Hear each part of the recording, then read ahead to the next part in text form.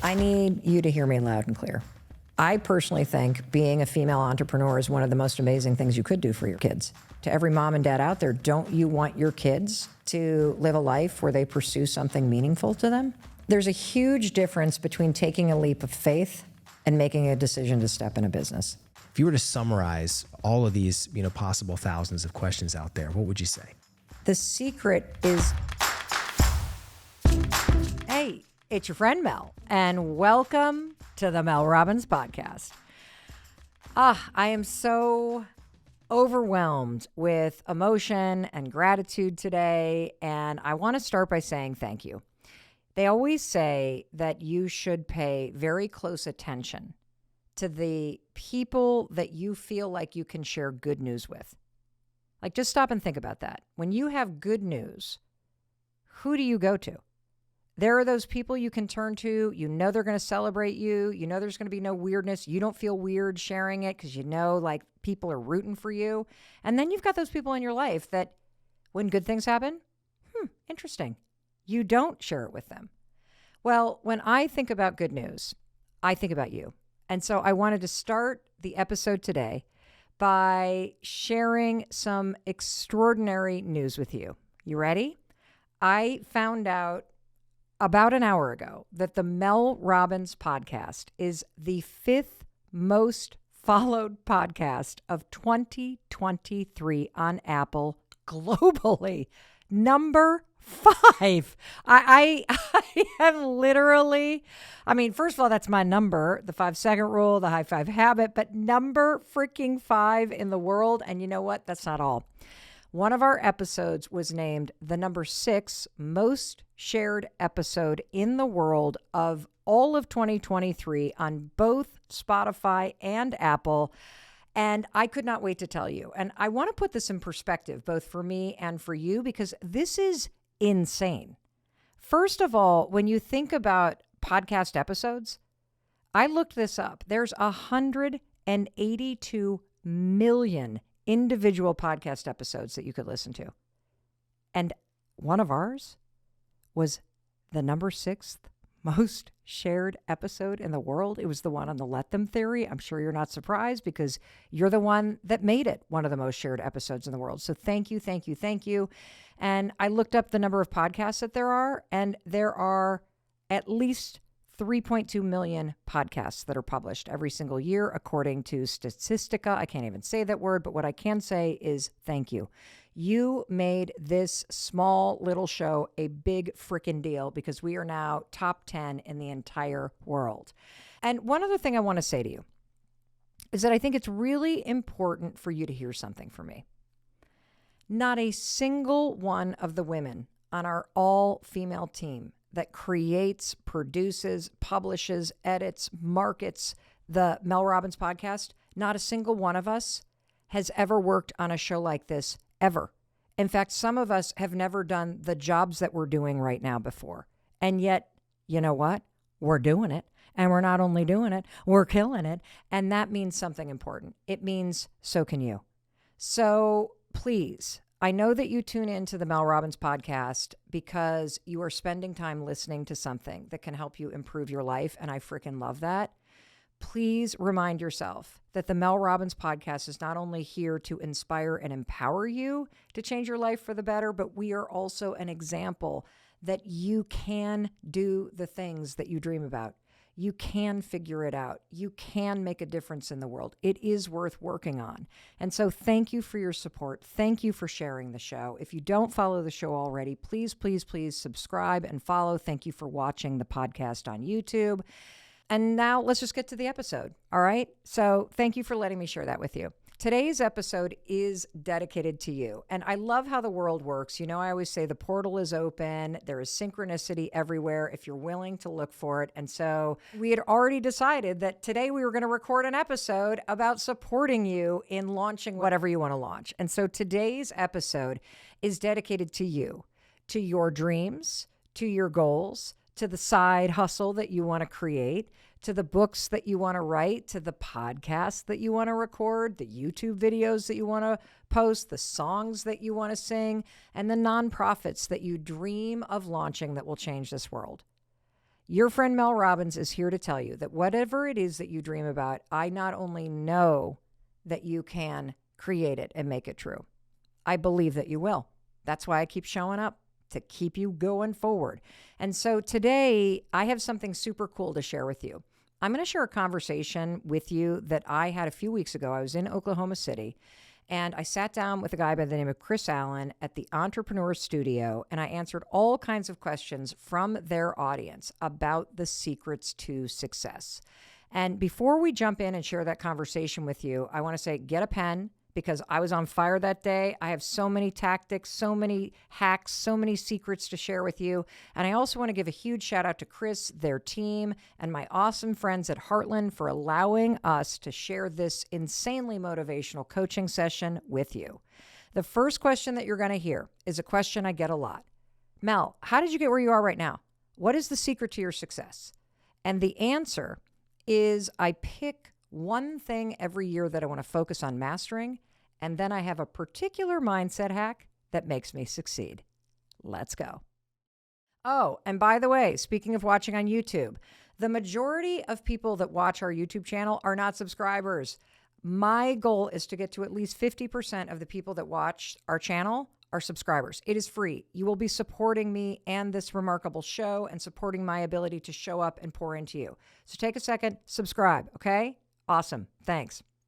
All right. Question 1. How did you successfully transition from being one of the many voices on social media and podcasts discussing everyday life challenges to becoming a prominent figure in the self-help industry? Catherine wants to know, can you share your insights into the strategies that helped you propel to this level? Yeah, I think one of the biggest insights is if everything is important, nothing is. I cannot emphasize enough how important it is to have a game plan for a year about what is going to be the singular focus that you're going to really care about the most, because you can't care about everything. And so if you think about my career, there's a lot that's public and a lot that's private. So the public-facing things in my career are what everybody sees. It's the 10 million followers. It's the hit podcast. It's the books that I've published. But that's not the heart and soul of my business. I have been leapfrogging. Remember that game where you hop over the next person and they hop over? I've been leapfrogging my way to the position that I'm in now. It's been a toggle between things that I do publicly and things that are happening in the background. So a lot of people don't realize that I was, for many years, the most sought after and booked female speaker on the corporate circuit. I did nothing but go to stages around the world working with the world's biggest brands at these massive sales events or corporate retreats, speaking and teaching and sharing research and training people. And that's where I gained all my expertise, is the work I was doing privately that nobody knows about. That's where I started to gain a huge following and a tremendous level of respect, and all of this sort of skill that was being built in the background. And so what I want to really have you think about is, what is the one thing that you would want to focus on mastering this year? So about 6 or 7 years ago, for me, the one thing I really wanted to master is I wanted to somehow figure out how to take the things going on in private and make it part of a social media strategy. And so I did what I always do with anything I'm trying new that I want to master. I became a student of it before I executed it. And so I studied people 6 years ago that were doing really cool things on social media, like Gary Vaynerchuk. I started studying a lot of the viral companies that repackage and curate information, like Upworthy. I mean, there's so many OGs. Now everybody has like kind of these viral strategies, but back in the day, that was not what everybody did. And so I was looking at EllenTube, I was looking at YouTube, I was picking everything apart, and I was becoming a student of it. And then I started to apply what I was learning. When I got into the podcast business, I had done audiobooks and audiobook productions for partners like Audible, but I had never launched a podcast. And so I studied it for 2 years. I watched meticulously what my buddy Jay Shetty was doing. I watched meticulously what the #1 female podcast host was doing, who is Alex Cooper, who is on Spotify. She hosts a show called Call Her Daddy, but she's only on Spotify. And so I just meticulously watched the people that I really admired. I watched Howard Stern. I watched Delilah on radio, and I picked apart what they were doing. I became a student of it. And it took me 2 years. 2 years of studying, 2 years of managing a pivot in my business, but it was the number one thing that I was focused on. The thing that I'm focused on now is YouTube. Now that we launched our podcast and completely destroying it in terms of download numbers and success and reach and growth, now I'm pivoting and I'm now tearing apart YouTube because I see that as the single biggest way to reach more people. And so every move that I've made has been a combination of either something that I've picked privately, like, I'm going to be the number one female speaker in the world. That's what I'm going to do. And then I became that. I'm going to take all these private conversations and I'm going to figure out how to put those on social media, because these conversations between me and somebody at a grocery store or on a sidewalk are way more compelling than these things I'm saying on a stage. And then I'm like, I feel called to launch a podcast. There are 6 million podcasts on Spotify alone. How the hell am I going to do this? How am I going to figure this out? How am I going to change my business? Most podcasts don't make any money. If I stop speaking, where's the money going to come from? How am I going to pay for my team? And so I became a student of it. Now it's about YouTube. What is the kind of content we want to create? What does it feel like? What do successful channels do? I don't want it to look like that. And so pick something for the year that you want to master and become a student of it. Then execute. That's my advice. Good advice. Amy, an entrepreneur from Chicago, says there's so much doom and gloom in the news right now, and sometimes it really gets to me. How can I maintain the optimism needed to stay motivated in the face of so much bad news? Amy, stop watching the news. Now, it sounds trite, right? But stop watching the news. First of all, there's profound research around why. Sean Anker, who's a famous happiness researcher out of Harvard, has found in his studies that simply watching a minute of news in the morning can have a negative impact on you for up to 6 to 8 hours all day. And here's why this is critical.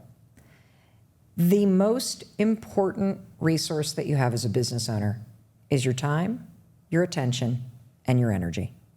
If you are giving your time, your attention, and your energy to either negative news or to social media, you are shooting yourself and your business right in the foot. And so I want you to start to take your time, your attention, and your energy very, very seriously. Because whatever it is that you allow as input profoundly impacts your output.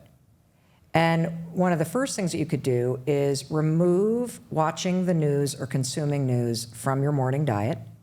Do not look at it. It does not concern you.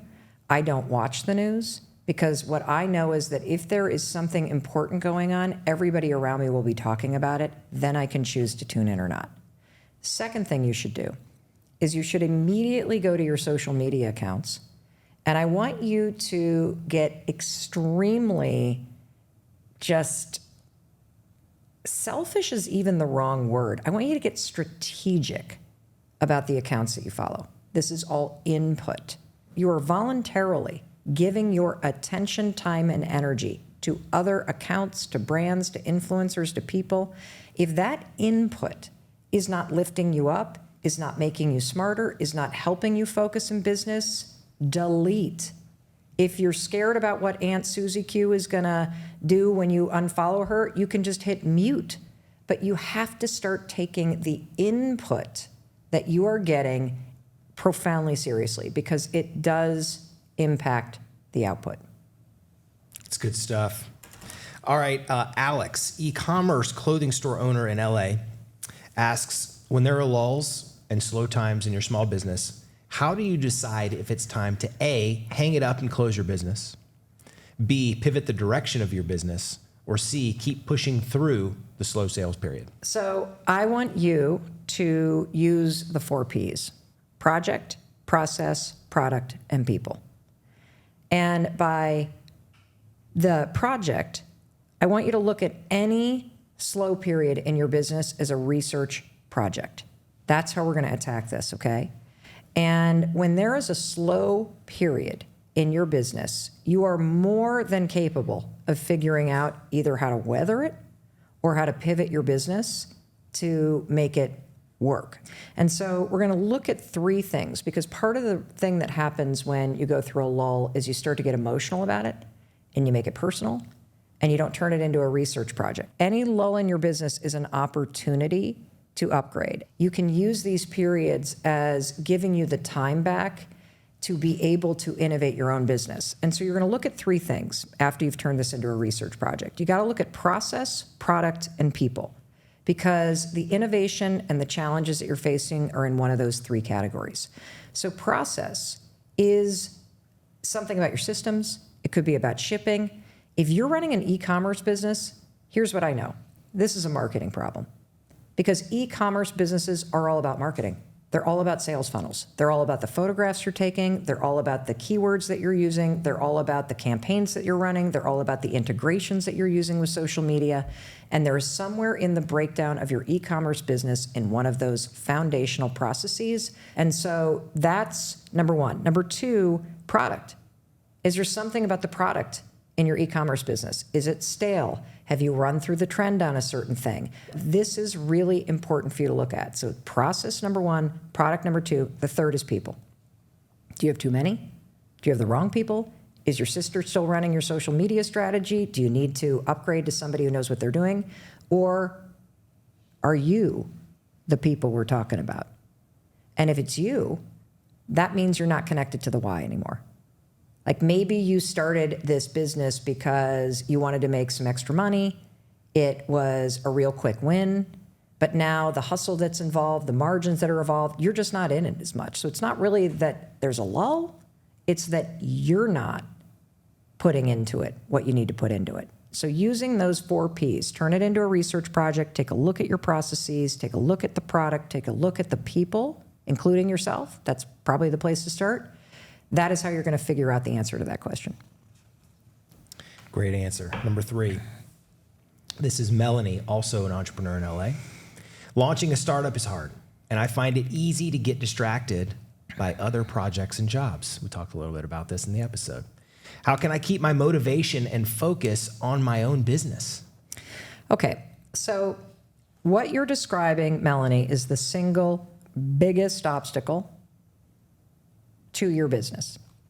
And there is a form of what I call business procrastination, where you are busy doing everything but your business, right? You are avoiding the things that feel hard because it's easier to wash the dishes. It's easier to send out that email. It's easier to fold your laundry. It's easier to go to a yoga class. It's easier to fiddle around on Pinterest than to do the actual work to grow your business. And here's the way that I think about this. Number one, first of all, you have done the hardest part, which is having the self-awareness that you're doing it. So that's a really important thing, because procrastination, when it comes to things that you need to do or want to do, it can become a habit. And believe it or not, procrastination, when you look at the research, it is triggered by stress.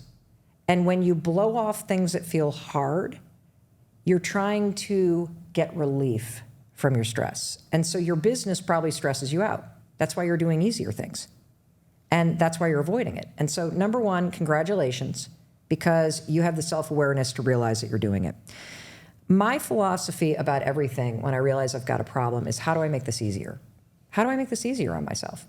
And so here's what I would recommend. I would think a lot about, where do you do your best work? And for me, I'm easily distracted too. And so if I have to get deep work done, or I have to do things that I'm avoiding, I get out of my house. I get out of my office. I'll go to a coffee shop. There's something about the ambient noise that actually makes me focus. The single most effective place for me to work is an airplane seat. Why? I'm strapped in. There's nowhere to go. The Wi-Fi is usually crappy. And so I can open up something that I really need to dig into, and I can put my head down and get it done.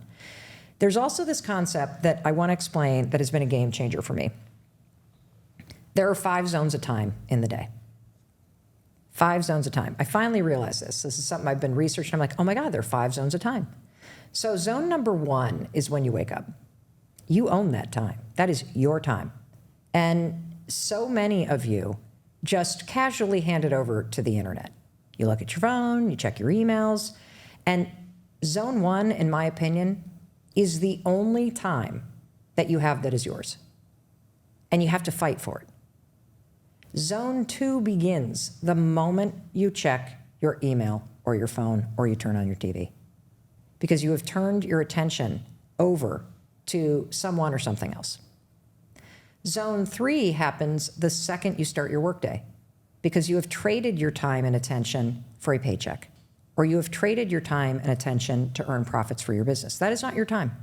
Do not get mad at your job. Do not get mad at your business, because you are exchanging time and energy and attention in order to get money, period. Zone number 4 typically happens around 3 o'clock. That's when most of us start tapping out in terms of our mindset, but we're still sitting at our business, we're still sitting at work. And it's sort of that blurry zone of you're kind of you're not going to get any great work done there. And zone 4, by the way, also extends into going home. You're cooking dinner, you're doing all this. It's sort of this gray zone of transitioning from work into the rest of your life. Zone 5 happens when you turn off the TV at the end of the night. Mm-hmm. That is also time that you could own, but you are probably, unless you're somebody that does your best work at night and you get that kind of night owl thing, you will be better suited to think about how to get sleep, which you need, so that when you wake up tomorrow and you have zone 1, you actually know what to do with it. That's good. And so the more that I have focused on zone 1 and zone 5 in my life, the more productive I become, the less stressed I become, the more I understand kind of what time throughout the day is, what expectations to have around it, the less resentment I feel, and it helps a lot. It's really good. All right, Gia, owner of the Brush Bar in Scottsdale, is asking, imposter syndrome is real, especially as you try new things and grow in your career. Once you push through and decide to make change or make a change, what are some tangible things you can do in the short term to build your confidence? So, great question. The research around confidence is very clear. Confidence is not a feeling. Here's a new definition of confidence. Confidence is the willingness to try. Confidence is the willingness to try. And the reason why this definition is critical is because the research shows that confidence, as we talk about it like a feeling, is gained from competency. Competency is a fancy word that basically means you know what you're doing. And the only way to know what you're doing is to practice it over and over and over again. And when you practice something, you start to gain skills and you lose your resistance and your fear around it. And that's where the feeling of confidence comes in. But in order to gain confidence, which is why I like the definition, you have to be willing to try something you've never done before. And so you have confidence and you display confidence when you're willing to try something. That's it. And so you got to keep that definition in mind. That's number 1. Number 2, it really helps me when I'm learning a new skill to imagine a bridge. I believe that all transitions and all learning curves are just bridges. You start on one side and you have to cross a bridge and it's going to get you to the other side. Some bridges are like that one in San Francisco. Long, it's covered in clouds, you can't see the other side, but you know eventually you're going to get there if you just keep putting one foot in front of the other. You just keep trying. Another thing I want you to understand is that the single most confident thing that anybody could say is a 3-word sentence. Most confident thing. I don't know. When somebody is in a meeting and they're asked a question and you say, I don't know, but I can find out. I don't know. Don't you immediately trust that person? Mm-hmm. Of course. It takes a lot of confidence to just say that in a room. And so what I want you to understand is imposter syndrome only means you're on the bridge. The way you cross the bridge is waking up every day and just trying, just being willing to try. You don't have to have all the answers. You have to have the courage to say, I don't know. And when you focus on just waking up every day and trying, you build the skills, which lowers the resistance and fear, which makes you confident, which then makes you catch up to feeling confident. Super helpful. Number 6, Gia has a follow-on question. What advice would you give to someone as the thing that helped to propel you the fastest? Was it mentorship, joining communities, hiring PR, bringing on a partner? What was the thing that changed the game? Well, I'll tell you the thing that doesn't, hiring PR. I personally believe that's a waste of money. Your customers are your single biggest PR and your social media. Get serious about that. And nobody's going to do it as well as you do. So that's number 1. Number 2, mentorship is great if you have a mentor that has the time to be engaged. Otherwise, mentorship can feel awesome in the beginning, and then you start to feel like you're chasing somebody. So I feel that the fastest things that have propelled me is, number 1, joining communities. See, the mistake that we always make is we think that our competitors are against us. There is so much success and opportunity to go around. The very people that you think you're competing with should be your closest allies because you can learn from them.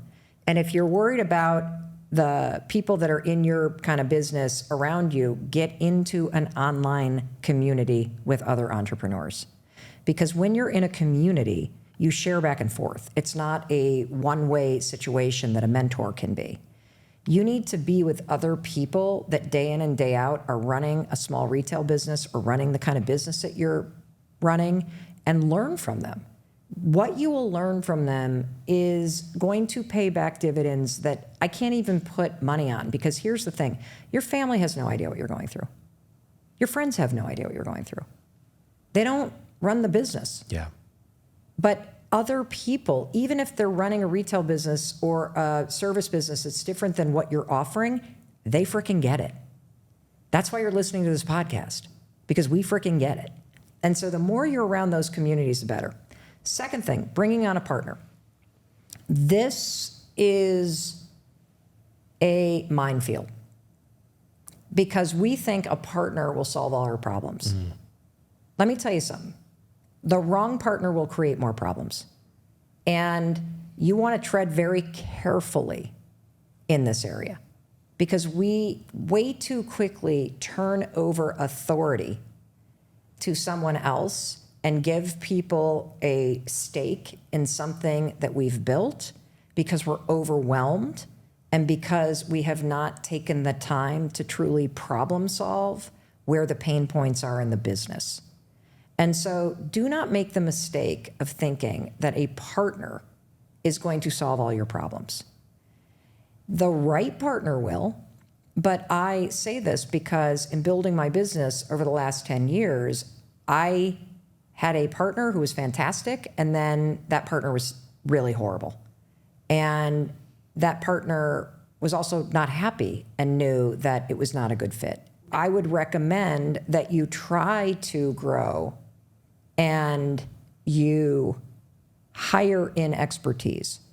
And what ends up happening is that the right person, as you are hiring an expertise, will start to appear and act like a partner. Now, that's for an existing business. If you're starting a business, it's great to start with a partner because then it's not as lonely. But if you have an existing business and you think a partner is going to solve all your problems, you're wrong. I would hire an expertise, and then if the person is partnership material, based on how they're operating in the role, that will become evident. Yeah. Great stuff. Tasha says, as a business owner for a few years now, I've continued my day job to provide for my family and let the business income balance. It has now been 3 years, and I believe I'm ready to run my business full time. But when do you truly know when it's time to take that leap of faith, and how do you justify the pros and cons? So there's a huge difference between taking a leap of faith and making a decision to step in a business. I'm going to say that again. There is a huge difference between taking a leap of faith and making a decision to step into a business. One of those is just like, let's go. Okay, I'm tired of doing both. The other is a calculated risk where you have looked at cash flow, you understand your budget and the income that you need in order to pay your bills. You have cut back on your spending in order to give yourself a bigger runway. That is a calculated risk, and that is the definition of stepping into a business, that you've actually looked at the numbers, you understand the runway that you have, and that you are comfortable tolerating the risk. And the reason why this is important is because too many people make the leap instead of making the decision. And when you make the leap too soon, you put unnecessary pressure on your business. And when you start to feel the pressure financially, you are not going to perform well as a business owner. And I pulled some research on this because I think this is really important, because I do want to acknowledge you, Tasha, for keeping your day job while you let the business income balance. That is a crazy smart decision, and it's supported by the research. So I'm going to read here that entrepreneurs who keep their day jobs are more successful. A robust study of entrepreneurs from researchers at University of Wisconsin-Madison found that those who kept their day jobs, at least at first, were 33% less likely to fail in their new venture. Adam Grant, the youngest tenured professor at Wharton, University of Pennsylvania School of Business, put it this way: quitting your full-time job to start a company is like proposing marriage on the first date. The most durable businesses are typically started by people who play it safe. Don't go in all guns blazing. Start it off as a hobby and see if it takes off. That's exactly what you've done, Tasha. You're now 3 years into this. It is not a hobby. It is taking off. The business income has balanced. That you are making a calculated decision based on the research, 33% less likely to fail. So you're a genius. Good stuff. Laura, who's an entrepreneur in Kansas City, asks, wellness and self-care are all over the place. As a driven entrepreneur, I have a hard time believing in anything but hard work and hitting goals. And that's just so I can grow my business. That said, I'm tired and feel signs of burning out from time to time. What self-care should I invest in? I don't have time for trips to the spa, let alone a vacation. So I need you to hear me loud and clear. Wellness and self-care is a business strategy. This is so important because entrepreneurs in particular are horrible at life balance. And, I shouldn't even use that word life balance, because there is really no balance. Like, you're always going to be working because no one's going to care as much as about your business as you. But here's what I want you to understand. And this was a huge wake-up call for me. When you're constantly burning the candle at all ends, you're frying your nervous system. There is research from Dr. Judith Willis out of UCLA who studies the connection between a stressed out nervous system and brain functioning. When your nervous system is on edge because you're working all the time and everything's important because nothing is, and you think busyness is success, and you think everything has to be done today, and you are up until the wee hours, and you have no life, and you're constantly thinking and constantly on your phone, you are not able to tap in to the full capacity of executive functioning. Your sympathetic nervous system, which is your fight, flee, freeze, overworking, entrepreneurial nervous system, impairs your prefrontal cortex. So your speed of processing, your working memory, your clarity, your ability to engage in strategic thinking and decision-making, impaired. And I'm on a mission to get every entrepreneur and small business owner to understand that your nervous system regulation, meaning being able to have moments where you can take a breath, where you can drop into your body, where you're not on your phone. This isn't for wellness. This is so that your business is better. And it makes sense. Can you drive a car 24 hours a day? No, you'll fry the engine. You'll run out of gas. You're doing the same thing to yourself, and it is killing your business. And one of the things that I've done in the last 3 years is when I read this research from Dr. Judith Willis, it was, during the pandemic, and I realized I have since 2014 been sprinting and working 100-hour weeks and calling it success. And when I finally went, wait a minute, how could I possibly be the best I could be in this business if I never take a break? How could I possibly make good decisions if I'm running from this thing to this thing to this thing? How could I possibly innovate or be smarter about what I'm doing if I am always on my phone and always in the middle of a fire? The fact is you can't. And so this is not about self-care. This is about ritualizing in your daily routine the ability to take a pause, to step away, so that your frickin' brain can help you. Because you're not helping your brain if you're operating like this. And the other thing that I can't stand is that we've sort of romanced this hustle culture, which might work for single guys, but it does not work for anybody with a family. It does not work for people that are taking care of kids. It does not work for most women. And if you're working all the time, you're not working smart. And so here's what I would say. Here's some things that I think you need to do. And this is not about a spa. It's not about a vacation. But if you think taking a vacation is a problem, that's a problem, because you do need to step away. The research is also very clear that you'll come up with your best ideas when you are away from your business. You will come up with your best ideas when you're taking a bath. You'll come up with your best ideas when you're outside taking a walk without your phone or without listening to anything in your ears.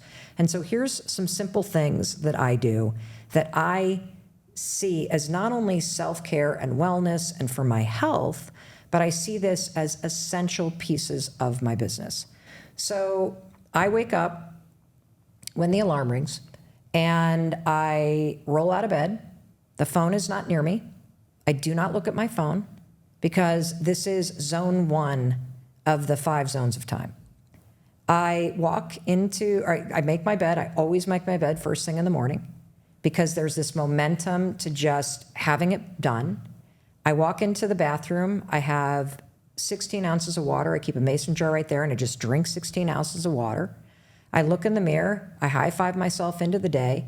And then I get outside and I take a minimum of a 10-minute walk. And here's the thing about the walk. I walk like I'm late. And if I remember to, I try to smile occasionally.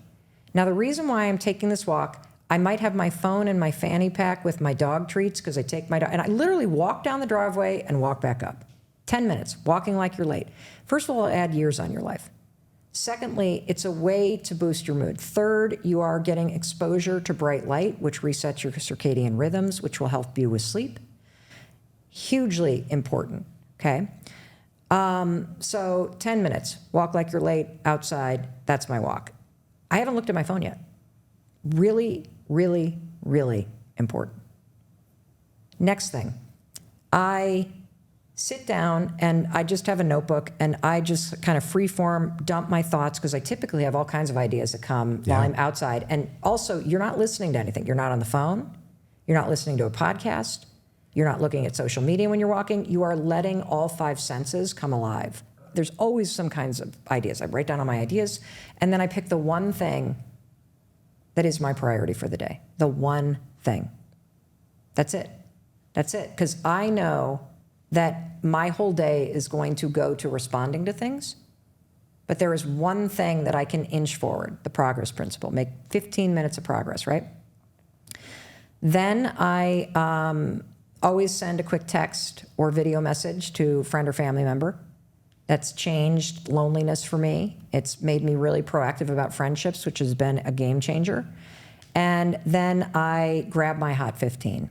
And when I grab my Hot 15 for me is 15 minutes making progress on something that matters. And then I'm allowed to look at email. And that's when zone 2 starts. And the only other variation on this is after my walk, if I do have time, that's when I'll get exercise in. Yeah. That's it. That's it. That right there is wellness. It's protecting my mind. And the other thing that has made a huge difference for me is prioritizing sleep. The more successful I get, the older I get, the earlier I go to bed, because your sleep is not just about you resting. It is profoundly important for memory. It is profoundly important for your brain health. And it literally makes me better at the work that I do. And it sure as hell makes me more money. So you will make more money when you start to take your brain health and breaks from work and being smarter about time on and time off way more seriously. Yeah. I love the trade that you said earlier about trading some of your zone 5 for your zone 1, which is your time. Really, really awesome stuff. Self-care is a business strategy. All right. Last question. Laura's asking, I have a business idea, but I'm scared to execute because I don't know how I could possibly balance life as a busy entrepreneur with being a wife and a mom. Being a woman entrepreneur seems impossible. What tips do you have, Mel? So this is a question about self-doubt. That's all that this is. And I don't know what messaging Laura has gotten, but I personally think being a female entrepreneur is one of the most amazing things you could do for your kids, because you are modeling what it looks like to have something purposeful in your life that means something to you, and waking up every morning and doing the work to chip away at it. And, you know, to every mom and dad out there, don't you want your kids to live a life where they pursue something meaningful to them? Well, who's going to teach them that? You are. And so that's number one. Number two is, because this is about self-doubt, you know, maybe you didn't have female entrepreneurs in your life. Maybe you've been getting a lot of messaging about what your role is. You've got to change the story. And there is something that we can provide to you or whatever, but it's something that I use called the iceberg model. It is a design systems thinking model where you take a look at how the story that you tell yourself ladders up to the actions that you're actually taking. So the story that you tell yourself, which already we know is, I can't balance life as an entrepreneur. I can't be a business owner as a wife and a mom. Being a woman entrepreneur is impossible. That's the story you're telling. Oh, yeah. So then that ladders up to this belief that it's going to be impossible for me to do this, which then ladders up to the actions that you're taking, which is you're not. You're just thinking.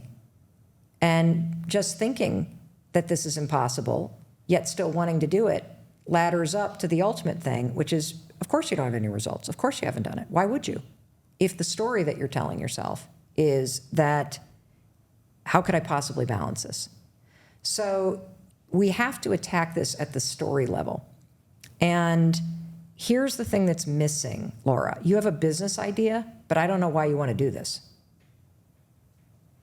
Just having a business idea isn't enough. How many times have you been in a conversation and somebody's like, I thought of Uber before they did. Okay, great. So what? Here's a medal. You didn't do anything about it.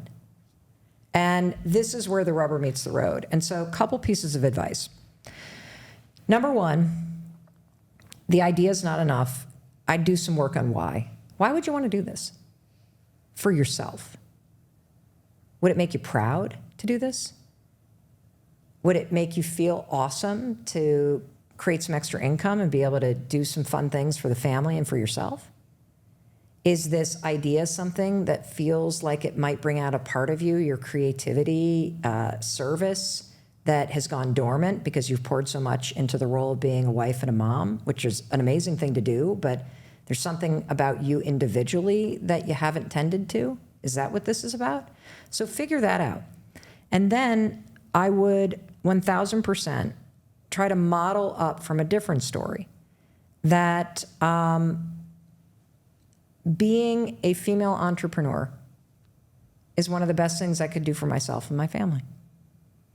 And if you believe that, you'll start to see actions that you could take, and you'll start to see results happening. And so I would start with the belief. I would start with why.